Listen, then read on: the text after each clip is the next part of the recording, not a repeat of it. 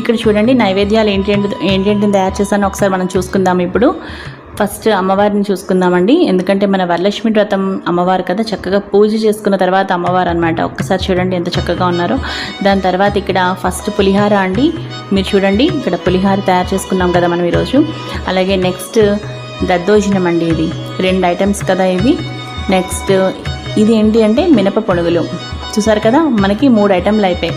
అలాగే ఇక్కడ ట్రేలో 4 ఉన్నాయి. ఒకటి సున్నుండలు, ఒకటి రవ్వ లడ్డూలు, ఒకటి బూరెలు, దాని తర్వాత ఇంకొకటి చూడండి మనకి శనగవడలు వేసుకున్నాం. అలాగే ఆ పక్కన పులగం పరమాన్నం. సో ట్రైలో 4 ఐటమ్స్. అలాగే ఈ పక్కనున్న పులగం పరమాన్నం 6 అయ్యాయి మనకి. 6 + 3 అనమాట. ఈ పక్కన పులిహార, దద్దోజనం, మినప పొనుగులు. చూసారు కదండి, చాలా చక్కగా మనకి 9 రకాలు సిద్ధంగా ఉన్నాయండి. చూసారు కదా, అలా అన్నమాట. అన్నీ చక్కగా చేసుకున్నానండి.